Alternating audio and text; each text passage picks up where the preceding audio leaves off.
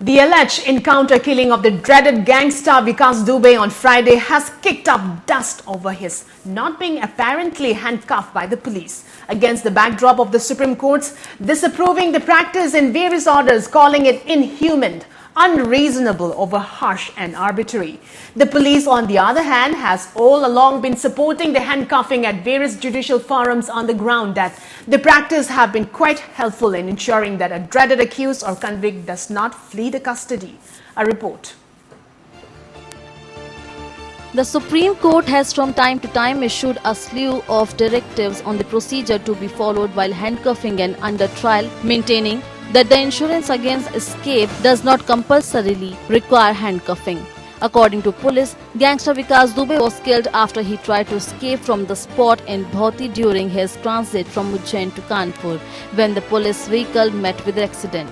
Police said the gangster snatched a pistol from one of the policemen injured in the accident and was shot when he opened fire while trying to flee, an account being questioned by opposition parties in Uttar Pradesh. 6 policemen, including 2 from the Special Task Force, were also hurt in the accident and the exchange of fire. The Apex Court in 1995 held that minimal freedom of movement cannot be cut down by application of handcuffs or other hoops. It had categorically stated that handcuffing of prisoners without judicial consent was illegal. We clearly declare, and it shall be obeyed by the Inspector General of Police and Inspector General of Prisons to the escort constable and the jail warder. The rule regarding a prisoner in transit prison house and courthouse is freedom from handcuff and the exception, under conditions of judicial supervision, we have indicated earlier, will be restrained will irons to be justified before or after, the Apex Court said.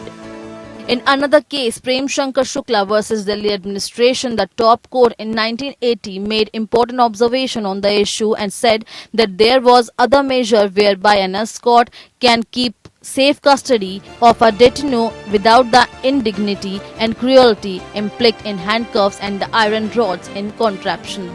It said handcuffing is prima facie inhuman and therefore unreasonable, is over harsh and at the first blush arbitrary.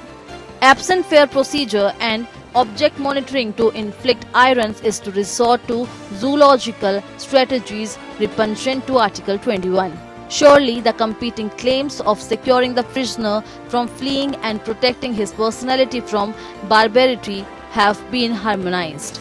Referring to Article 14 and 19, the top court has said that when there is no compulsive need to fetter a person's limb, it is sadist, capricious, despotic and demoralizing to humble a man by manacling him.